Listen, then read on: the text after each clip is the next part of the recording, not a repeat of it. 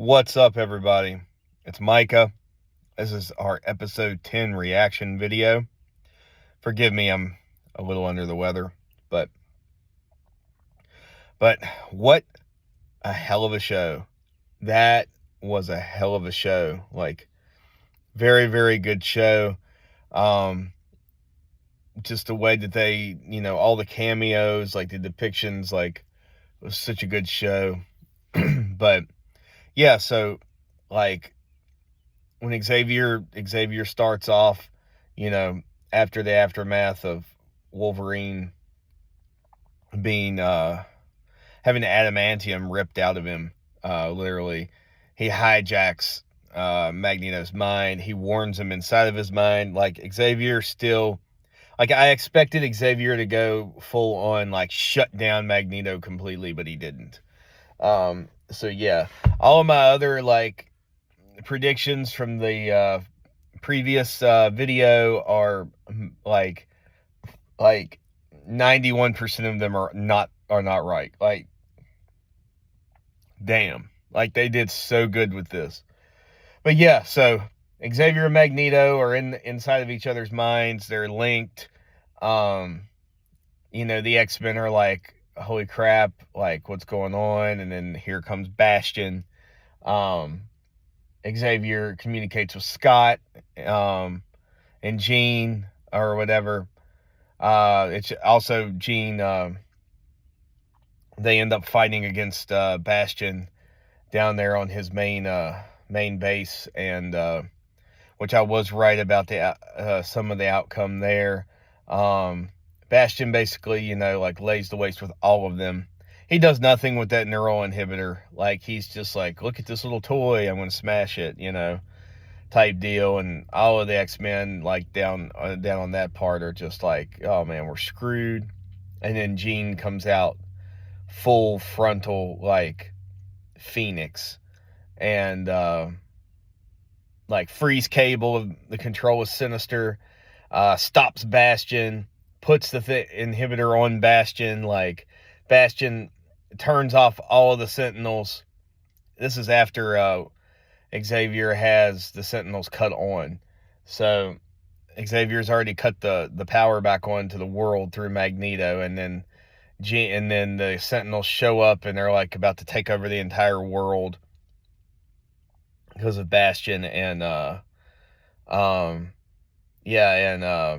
they shut him down. Like, Jean shuts him down with the power of the Phoenix, like, makes him eat his words bad. Like, like, you're a pretty powerful dude, but you don't touch the Phoenix. Like, nobody touches the Phoenix. Like, that was dope. That was so cool. And then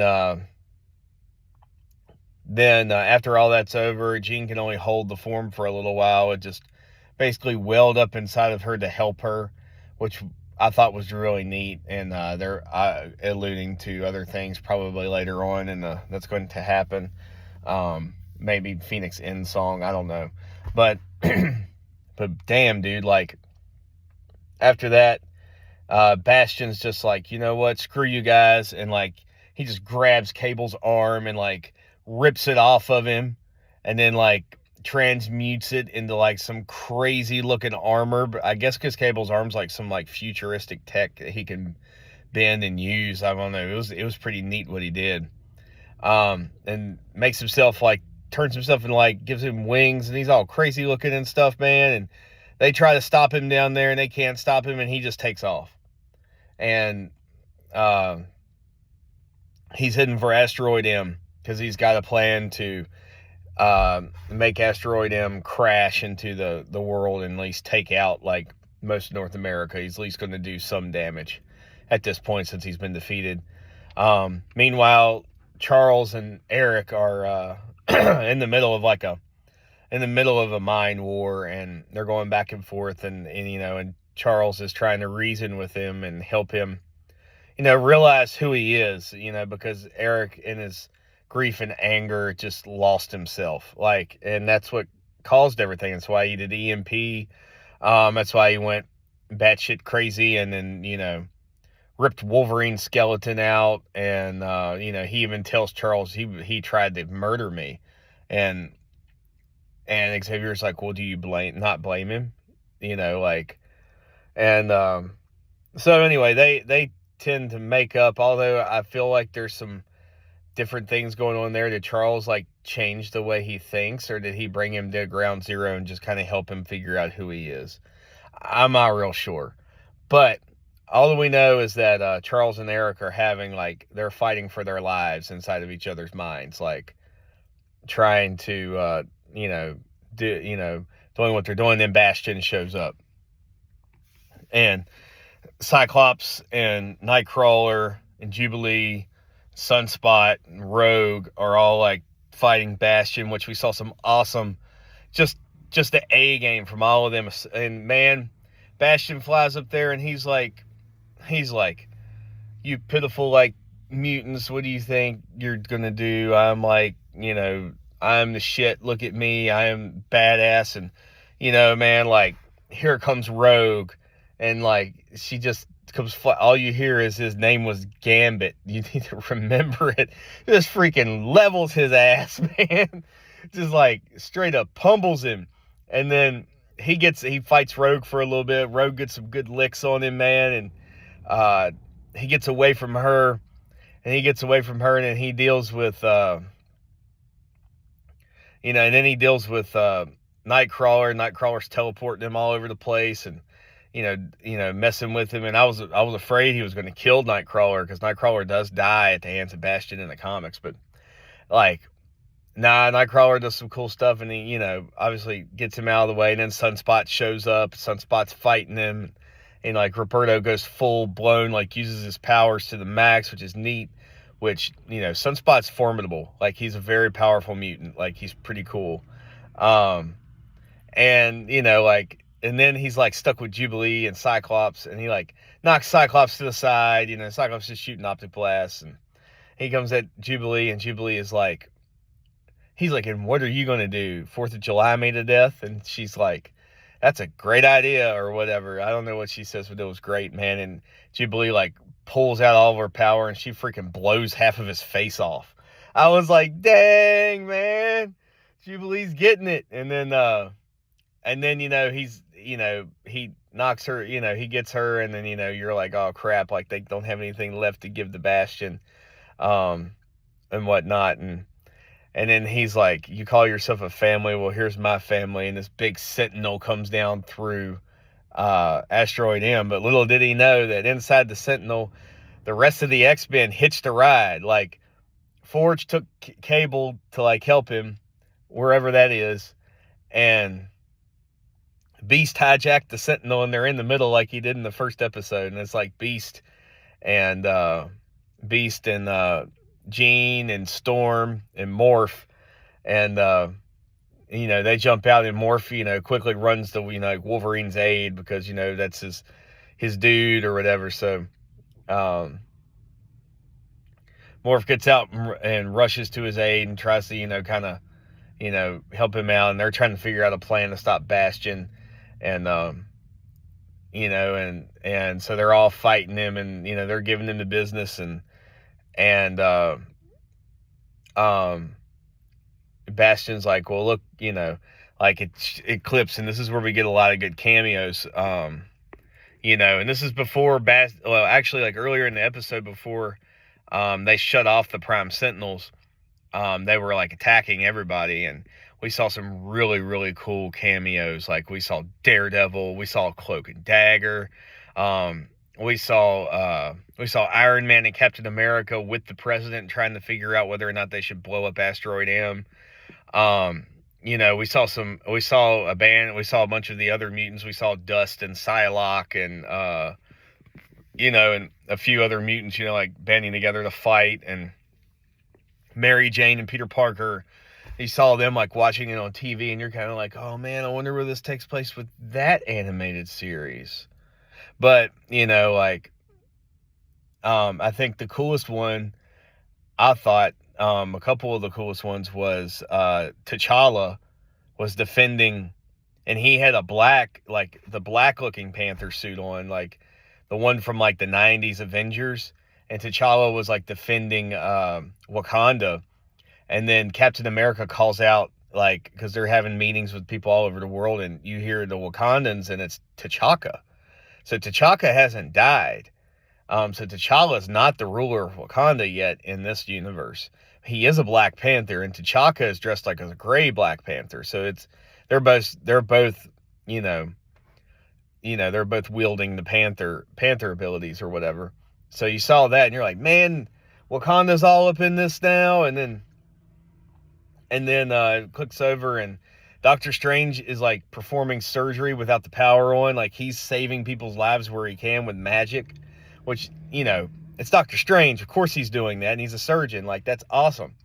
But anyway, that was before. And then, obviously Jean stops Bastion. All the Prime Sentinels shut down, and they've already made a decision to send, because they're worried about Asteroid M. They're worried about Magneto just striking, they're retaliating against Magneto. They're like, we're done. We've given Magneto enough chances. We're going at him. And, like, Captain America doesn't want to do it, like, because he believes the X-Men are heroes. But where is he? Like, he's stuck. He is aligned with his country. Don't know about Iron Man. Iron Man dipped out at this point. He was just kind of there, and then he was gone. But, so they fire missiles off towards Asteroid M. The X-Men are fighting Bastion up there while Charles and Magneto are dealing with their minds. And they're going back and forth or whatever. And Scott and Jean are talking to her, and Scott realizes that Bastion, he messed Cable up. Like, he hurt his kid. And, like, I'll tell you, man, like, they figure out all the, their plan or whatever, and Cyclops is going to hold Bastion off with his optic blast while they figure out a way to stop these missiles or whatnot. I think that's what happens. I'll have to go back and rewatch. But man, Cyclops goes dad mode. And, like, Bastion shows up, and he was like, I'll never let you hurt my family again. And, like, he goes full power. Like, the whole visor comes up, man. And, I mean, he blows Bastion all over the freaking place.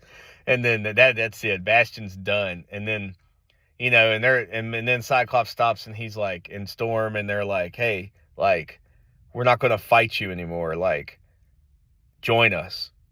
Like, you are a mutant. Even though you don't think that you are, you're designed to stop mutants. You were born different. You are a mutant. And the dude is like, he thinks it's funny, and they talk a little bit back and forth about, like, his past with Xavier and that, and this and that. Try to appeal to his humanity. Time and time again, the X-Men give him a chance, which I think is great. Like, that is awesome. But nah, Bastion's just like, you know what? I'm done. Screw you guys. And, like, he sees, like, one of the missiles coming, and it's about to, like, explode the part of the asteroid, and he just flies himself into it and just basically commits suicide, kills himself, like, in the blast that we think. We don't know, like, because he had a big grin on his face. So the power's back on this time. He could communicate with any machine in the planet. Like, Bastion's coming back. There's no way around that. Like, that type of send-off, like, yeah. But, so now they're stuck with all these missiles coming at Asteroid M. These missiles will hit Asteroid M, and then Asteroid M will fall to the Earth. So the missiles do strike. The X-Men try to formulate a plan to, like, stop the missiles, and they're working really hard to, try to stop the asteroid from, crashing into the Earth. And they've all got their, like, wits end. Beast is in the main, like, he's at the controls trying to figure it out and whatnot. And it was just really great teamwork, like, classic X-Men teamwork. And, and Morph is encouraging Wolverine to hang on to life, because, I mean, he's barely alive.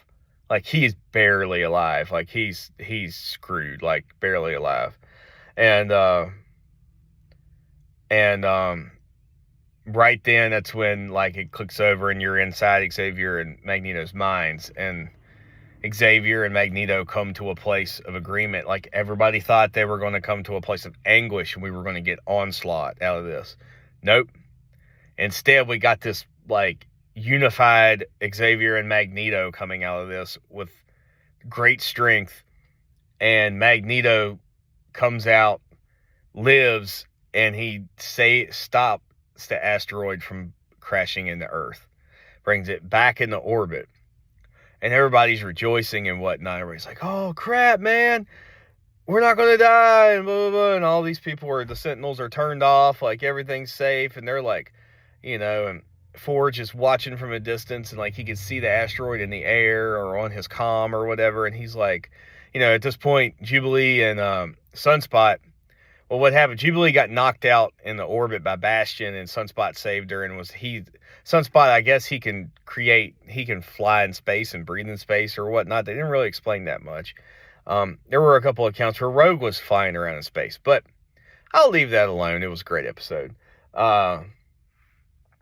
So Sunspot gets her down to Earth to meet with where Forge and Cable are at, and Val Cooper and where Forge is, created like this area, and they're watching it on the comms, and all of a sudden that everything's saved or whatever, and the entire asteroid just blips out of existence. Like it vanishes. And the cool thing is when I saw it, it reminded me of episode of Beyond Good and Evil from the 4-part episode, the best 4 episodes in the original series. It was so good. Whenever Cable time traveled in Greymalkin, which was his time machine, it would change into like these different like fluorescent colors and then zap away. And that's what happened to Asteroid M. So you're like, holy crap, like what just happened? And it didn't make sense to me at first until the very end. They click over and there's been time periods since the X-Men disappear, and they're all presumed dead. And Forge is like trying to build a new team of X-Men, which had tons of cameos in this part. Like tons of cameos. There was Havoc, Iceman, Colossus, Dust, Exodus, the Emma Frost. They had Archangel in there, which is a whole nother thing in my head because we all think Archangel died in Genosha. Anyway, I'll get back to that at the end after this. But these guys, all of them were on there. Like Ileana was on there. It looks like Forge is trying to create a new team of X-Men, and Bishop shows up finally. Bishop, where have you been, dude? Like, have you been stuck in the time stream? Did you go back to the future? And then you were like, oh crap, this is going on, I gotta go back. Like, and he's like, the X-Men are lost in time. And Forge is like, who are you? And he's like, don't worry about it, Daniel. I know your first name because I hang out with you in the future when you're really freaking old. I'm Bishop, and we will travel through time, and we will find the X-Men with our cool time team. All right, season 2, Time X-Men. Let's do this.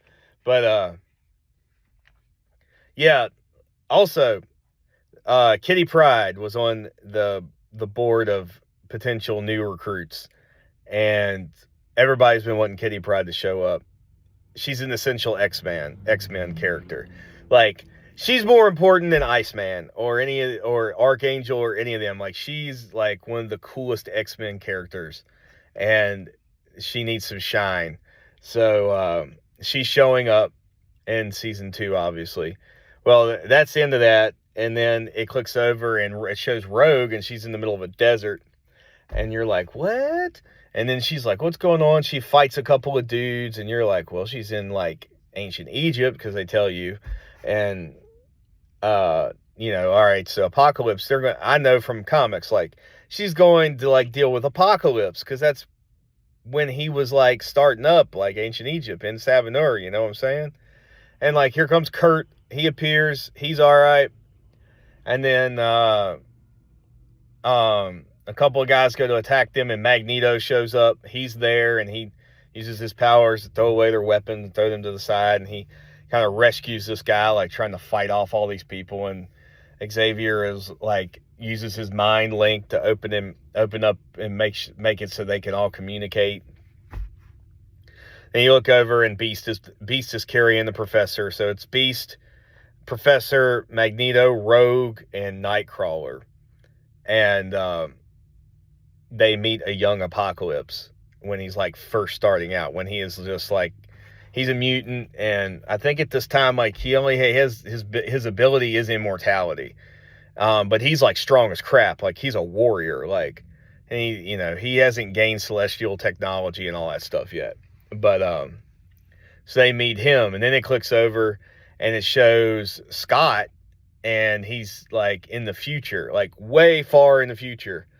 And Jean's there with him, and he meets these like, people, these like clan type people, or like nomads, like Mad Max style, whatever, I don't know. And they're like, who are you? And then you hear this little kid go, I sense no problem with him. And Gina's like, Nathan. And it's like Cable when he was a kid. So they time traveled to the middle part of Cable's life. Like, Cable's like a way older adult, like right now in the past. Like, he's even older than Cyclops is. Like, and in this one, he's a kid. So they get and they did this in the comics. There was the Adventures of Cyclops and Phoenix, which was, they did a little different. Like, it was like Jean and Scott's psyche was sent to the future to raise Cable. Like, it was the artwork was kind of cool, like, but it was still kind of like, man, this is confusing. But it looks like one thing Bo DeMaio has done is he's fixing Cable's origin. He's making it so you can freaking understand what's going on. Like, you try to read his origin in the comics, you need like, I don't know, you need like a cup of coffee and like some Excedrin and like, I don't know, man, like, it's rough. There's so much crap going on. But like, I'm sure they'll dive deep more into that and what's going on with that. But so you see that. Now we don't know where Morph and Wolverine are. We don't know. They were still on the ship when they got plucked through time. So Morph and Wolverine are somewhere. We just don't know where they are.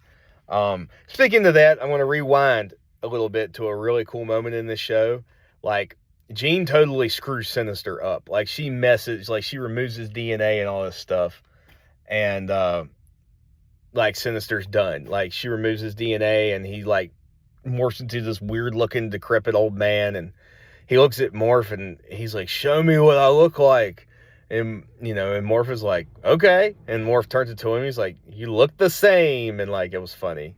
That was good for Morph. Like, this Sinister totally messed with Morph. Anyway, end of the show. Like, we don't know where Morph and Wolverine are, so that's the cliffhanger.